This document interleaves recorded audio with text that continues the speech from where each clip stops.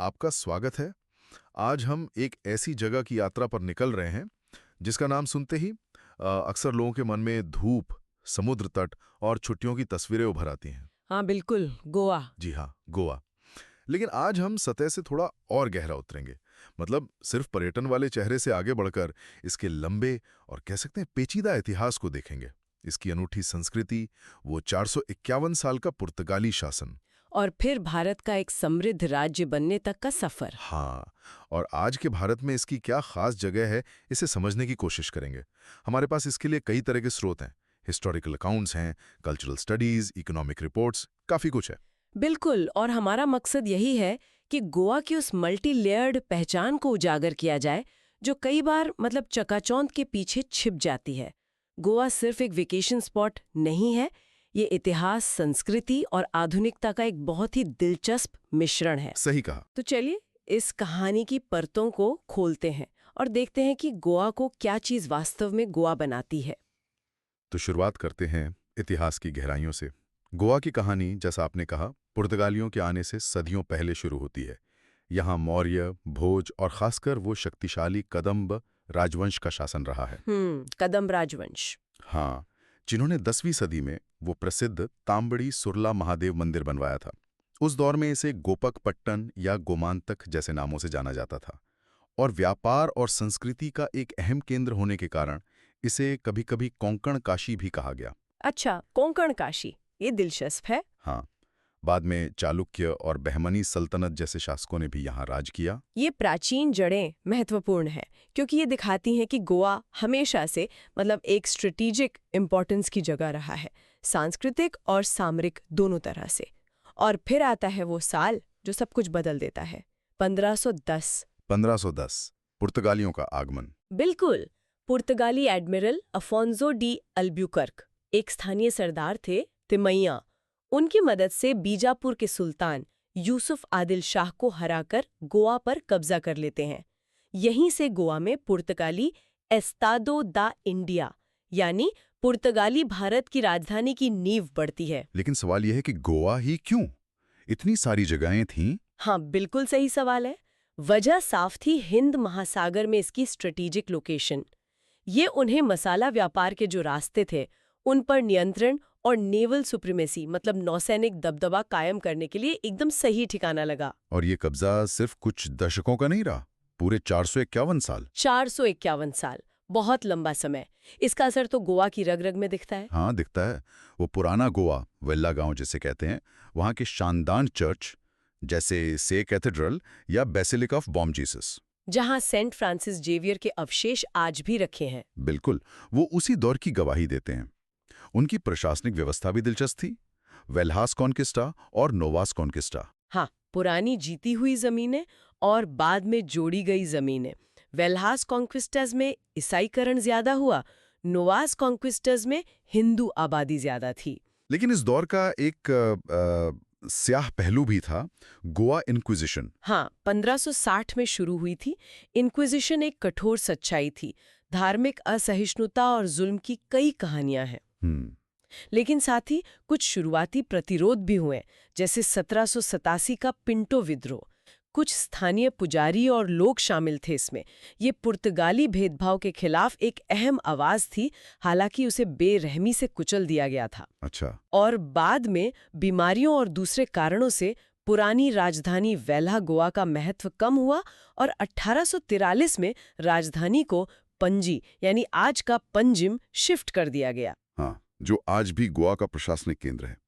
अच्छा, पुर्तगालियों के कुछ ऐसे योगदान भी थे जिनका जिक्र जरूरी है ना? जैसे भारत में पहला प्रिंटिंग प्रेस। निश्चित रूप से 1556 में गोवा में लगा प्रिंटिंग प्रेस, वो भारत में मुद्रण की शुरुआत थी। तंबाकू जैसी फसलें भी वो लाए। हाँ, तंबाकू। और अल्बुकर्क की एक खास नीति थी, पुर्तगाली पुरुषों को स्थानीय महिलाओं से शादी करने के लिए प्रोत्साहित करना। मकसद था एक ऐसी मिक्स्ड आबादी तैयार करना जो पुर्तगाली क्राउन के प्रति वफादार हो। अच्छा, ये एक पॉलिसी थी। हाँ, और पहले पुर्तगाली वाइसरॉय फ्रांसिस्को डी अल्मेडा की ब्लू वाटर पॉलिसी को नहीं भूलना चाहिए। उनका मानना था कि जमीन पर किले बनाने से ज्यादा जरूरी है हिंद महासागर पर नौसैनिक प्रभुत्व स्थापित करना, इसी ने पुर्तगाली साम्राज्य की नींव रखी।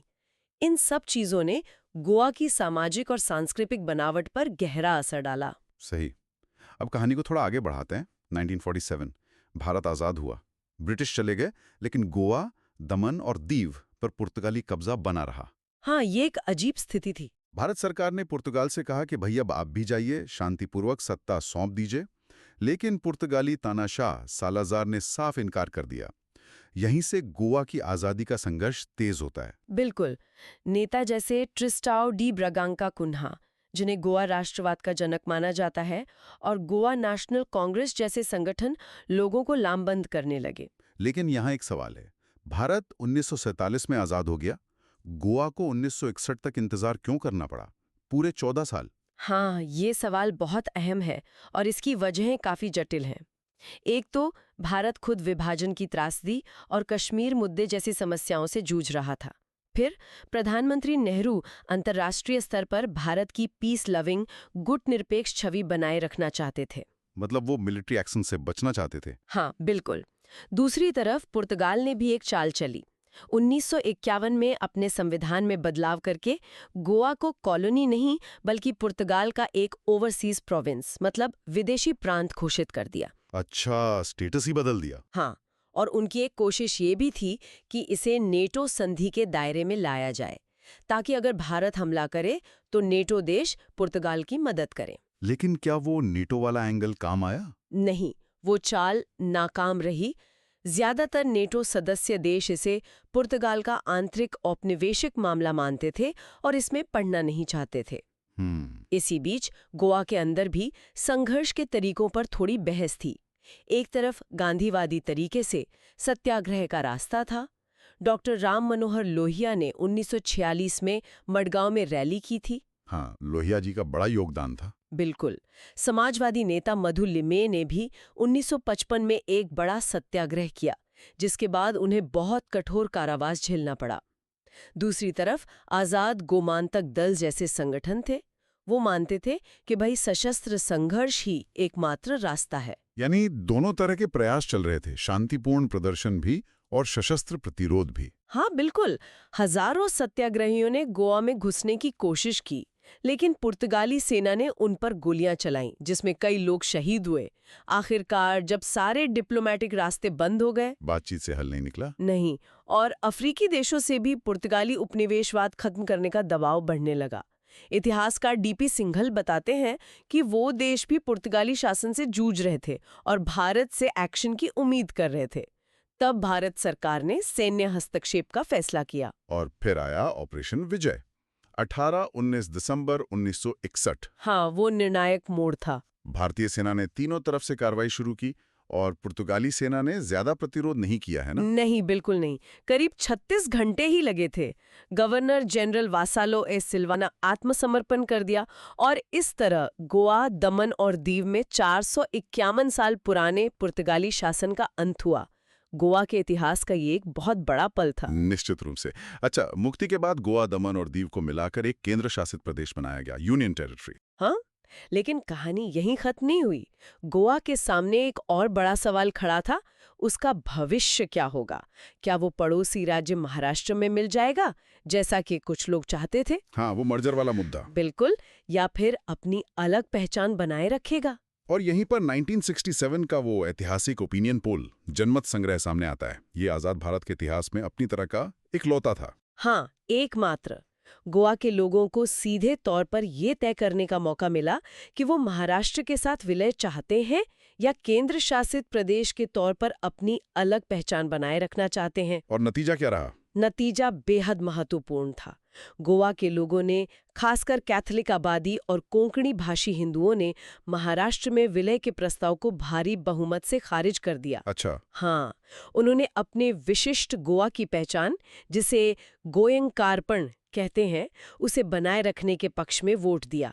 इस जनमत संग्रह ने न केवल गोवा का भौगोलिक भविष्य तय किया, बल्कि उसकी सांस्कृतिक और राजनीतिक पहचान को भी मजबूती दी। इसमें नेताओं का भी बड़ा रोल रहा होगा। बिल्कुल। यूनाइटेड गॉन्स पार्टी के नेता डॉक्टर जैक डी सिकेरा जैसे नेताओं की भूमिका अहम थी। उन्होंने विलय का कड़ा विरोध किया था।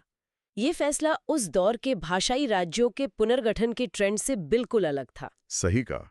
इस जनमत संग्रह ने वाकई गोवा की राह अलग कर दी। और फिर 2 दशक बाद 30 मई 1987 को गोवा को पूर्ण राज्य का दर्जा मिला, भारत का 25वां राज्य। जी हाँ, और तब से लेकर आज तक गोवा ने विकास के कई कीर्तिमान स्थापित किए हैं। हाँ, ये तो मानना पड़ेगा। इसमें कोई शक नहीं, गोवा आज भारत के सबसे विकसित राज्यों में से एक है। यहाँ पर कैपिटल जीडीपी मतलब प्रति व्यक्ति सकल घरेलू उत्पाद नेशनल एवरेज से लगभग 2.5 गुना ज्यादा है, देश में सबसे ज्यादा। 2.5 गुना? हाँ, और ह्यूमन डेवलपमेंट इंडेक्स HDI के मामले में भी ये बहुत उच्च श्रेणी में आता है। ये भारत में यूनिक है और ये सिर्फ आर्थिक आंकड़ों की बात नहीं है। इसका आधार कुछ हद तक पुर्तगाली दौर से विरासत में मिले बेहतर स्वास्थ्य और शिक्षा के ढांचे में भी है, और मुक्ति के बाद सोशल डेवलपमेंट पर भी काफी ध्यान दिया गया। इंफ्रास्ट्रक्चर भी काफी अच्छा है, सुना है। बिल्कुल, 100% रूरल इलेक्ट्रिफिकेशन है, बेहतरीन सड़कें और कम्युनिकेशन नेटवर्क है। ये सब मिलकर गोवा को एक हाई स्टैंडर्ड ऑफ लिविंग वाला राज्य बनाते हैं। ये आंकड़े वाकई प्रभावशाली हैं, लेकिन आंकड़ों से परे गोवा की आत्मा क्या है? मतलब वो क्या चीज है जो गोवा को सिर्फ एक राज्य नहीं बल्कि एक एहसास बनाती है? शायद यहाँ के लोग, यहाँ की संस्कृति। बिल्कुल सही, गोवा की संस्कृति उसकी सबसे बड़ी पहचान है। ये सदियों के मेलजोल का नतीजा है। इसे अक्सर पूर्व और पश्चिम का संगम कहते हैं, और पुर्तगाली प्रभाव तो साफ दिखता ही है। भाषा से शुरू करते हैं। कोंकणी मुख्य भाषा है। हाँ, कोंकणी राजभाषा है, लेकिन मराठी का भी गहरा प्रभाव है। अंग्रेजी कामकाज और पर्यटन में काफी चलती है। पुर्तगाली भाषा बहुत कम बोली जाती है, लेकिन उसका असर सरनेम्स में, जगहों के नामों में और कोंकणी के कुछ शब्दों में आज भी जिंदा है। और खाने के बिना तो गोवा की बात अधूरी है। हाँ बिल्कुल, यहाँ का मुख्य भोजन है शीत कोड़ी, यानी चावल और मछली करी। सी फूड तो लाजवाब है ही। नारियल, कोकम, मिर्च और सिरके का इस्तेमाल खास है। कैथोलिक व्यंजनों में आपको पोक विंदालू, सोरपुतेल, बीफ रोस्ट जैसी डिशेस मिलेंगी। विंदालू तो बहुत फेमस है। हाँ, वहीं हिंदू घरों में सब्जियां, दालें और नारियल आधारित करी ज्यादा बनती हैं, जैसे खतखते, सान्ना जो स्टीम्ड राइस केक जैसा होता है, और बिबिंका वो परतदार पुडिंग। खासकर क्रिसमस पर ये जरूर ट्राई करने लायक है। और फेनी, उसको कैसे भूल सकते हैं? काजू या नारियल से बनी वो लोकल शराब। गांव के छोटे छोटे बार सामाजिक मेलजोल का केंद्र होते हैं। और हाँ, आपने स्टोन चॉकलेट का जिक्र किया था। हाँ, स्टोन चॉकलेट सुना है, लोकल लेवल पर हाथ से बनती है। हाँ, वो भी काफी पॉपुलर हो रही है। और फिर गोवा की हवा में संगीत और नृत्य रचा बसा है। पारंपरिक लोक नृत्यों में देखनी, फुगड़ी, मांडो, जिसमें भारतीय और पश्चिमी संगीत का मिश्रण है। मांडो? हाँ, पुर्तगाली फाडो संगीत की उदास धुनें भी कहीं कहीं सुनाई दे जाती हैं। गोवा ने किशोरी अमोनकर जैसी महान शास्त्रीय गायिका भी दी हैं। ओह हाँ, बिल्कुल। और फिर है तियात्र। ये कोंकणी भाषा का एक बेहद लोकप्रिय थिएटर फॉर्म है। अक्सर रोमन लिपि में लिखा जाता है। इसमें संगीत, कॉमेडी और तीखी सोशो पॉलिटिकल कमेंट्री का गजब का मेल होता है। अच्छा। तियात्र, हाँ, ये दुनिया भर में बसे गोवा वासियों के लिए अपनी जड़ों से जुड़े रहने का एक महत्वपूर्ण जरिया है। जागर भी एक पारंपरिक लोक नृत्य नाटिका है। त्योहार भी यहाँ बड़े अनूठे ढंग से मनाए जाते होंगे। निश्चित रूप से क्रिसमस और ईस्टर बड़े पैमाने पर मनाए जाते हैं। कार्निवल, जो लेंट के ईसाई उपवास काल से पहले होता है, अपनी रंगीन परेड और मौज मस्ती के लिए प्रसिद्ध है। कार्निवल तो बहुत फेमस है। हाँ, हिंदुओं के त्योहार जैसे शिग्मो, वसंतोत्सव और दिवाली भी पूरे उत्साह और स्थानीय परंपराओं के साथ मनाए जाते हैं। साउजो आओ का त्योहार भी काफी अनोखा है, जिसमें लोग कुओं और तालाबों में कूदते हैं। अच्छा, वास्तुकला में भी ये मिलाजुला असर दिखता है। पंजिम के फोंटेनाज इलाके की रंगीन इंडो पुर्तगाली हवेलियां, शांता दुर्गा और मंगेशी जैसे मंदिर जिनमें थोड़ा यूरोपीय प्रभाव नजर आता है, और अगवाड़ा या चापोरा जैसे पुराने किले। वाकई बहुत रिच कल्चर है। अच्छा, इतनी समृद्ध संस्कृति के साथ अब जरा गोवा की अर्थव्यवस्था पर नजर डालते हैं। क्या ये वाकई सिर्फ बीच और पार्टियों पर टिकी है, जैसा कि आम धारणा है? ये धारणा पूरी तरह सही नहीं है। हालांकि टूरिज्म, इसमें कोई शक नहीं, इकोनॉमी का सबसे बड़ा पिलर है। भारत आने वाले कुल विदेशी पर्यटकों का एक बड़ा हिस्सा, करीब 12% गोवा आता है। 12%? ये काफी ज्यादा है। हाँ, यहाँ के समुद्र तट दुनिया भर में मशहूर हैं। नॉर्थ गोवा अपनी वाइब्रेंट नाइट लाइफ, बाजारों, रेस्टोरेंट्स के लिए जाना जाता है, जबकि साउथ गोवा अपने शांत बीच और लग्जरी रिजॉर्ट्स के लिए। वाटर स्पोर्ट्स भी बहुत लोकप्रिय हैं। लेकिन गोवा की अर्थव्यवस्था सिर्फ पर्यटन पर निर्भर नहीं है। तो पर्यटन के अलावा और क्या है? माइनिंग? हाँ, माइनिंग, खासकर लॉ अयस्क और बॉक्साइट का लंबे समय तक एक प्रमुख उद्योग रहा है।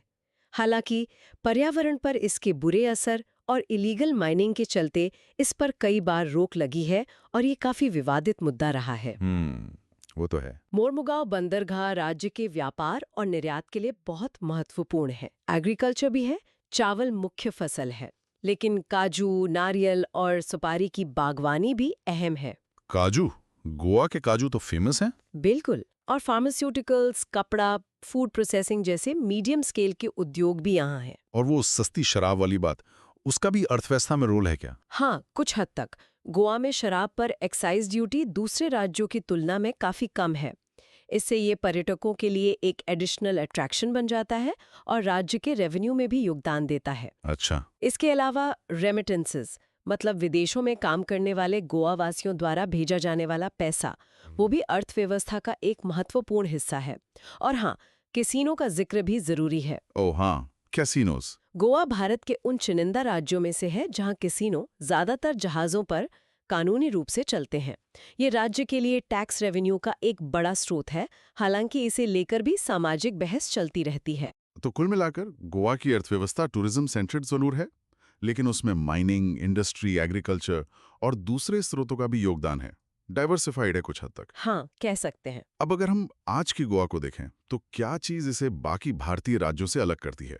इसका छोटा आकार और फिर भी इतना ज्यादा विकास, वो अनोखा कल्चरल मिक्स जिसकी हमने बात की, हाँ, जनमत संग्रह की वो ऐतिहासिक विरासत, या फिर फुटबॉल की प्रति दीवानगी। ये सभी बातें मिलकर गोवा को विशिष्ट बनाती हैं। फुटबॉल का क्रेज वाकई अनोखा है। जहां बाकी भारत में क्रिकेट एक धर्म जैसा है, वहीं गोवा में फुटबॉल सांसों में बसता है। हाँ, ये मैंने भी नोटिस किया है। FC गोवा, डेम्पो, सालगांवकर जैसे क्लबों की नेशनल लेवल पर पहचान है। फुटोडा का स्टेडियम देश के प्रमुख फुटबॉल मैदानों में से एक है।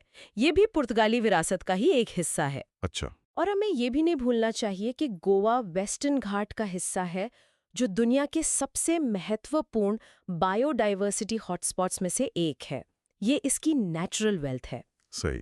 संक्षेप में कहें तो Goa post colonial identity formation, छोटे राज्य में इकोनॉमिक डाइवर्सिफिकेशन और कल्चरल सिंथेसिस का एक अनूठा केस स्टडी है। यह कई मायनों में भारत के बारे में बनी बनाई धारणाओं को चुनौती देता है। सही कहा। तो इस पूरी चर्चा का सार क्या निकालें? गोवा एक जटिल और खूबसूरत तस्वीर है जिसमें प्राचीन इतिहास, लंबा औपनिवेशिक अतीत, आज़ादी के लिए संघर्ष, एक वाइब्रेंट और मिलीजुली संस्कृति और तेज आर्थिक विकास के रंग भरे हुए हैं। बिल्कुल, ये भारत के भीतर एक ऐसी जगह है जो लगातार बदल रही है, फिर भी अपनी जड़ों से जुड़ी हुई है। हाँ। और इसी बिंदु पर हम अपने श्रोताओं के लिए एक विचार छोड़ जाते हैं। जैसे जैसे गोवा का विकास हो रहा है और वो दुनिया भर में और ज़्यादा लोकप्रिय हो रहा है, वो अपनी आर्थिक ज़रूरतों जैसे पर्यटन और उद्योग को बढ़ाना और अपनी अनूठी सांस्कृतिक पहचान व नाजुक पर्यावरण को बचाने के बीच संतुलन कैसे साध सकता है? ये एक बड़ा चैलेंज है। हाँ, और ये चुनौती और भी बड़ी हो जाती है जब हम बाहरी दबावों और कुछ स्रोतों में बताए गए डेमोग्राफिक बदलावों को देखते हैं। जैसे कि एक अनुमान है कि मूल गोवा वासियों की आबादी अब राज्य में 50% से कम हो सकती है। भविष्य में गोवा अपनी पहचान कैसे बनाए रखेगा? वाकई ये एक अहम सवाल है जिस पर गोवा और हम सभी को सोचने की जरूरत है। इसी विचार के साथ आज की इस गहरी पड़ताल को यहीं समाप्त करते हैं। अलविदा, और हम फिर मिलेंगे। जय हिंद।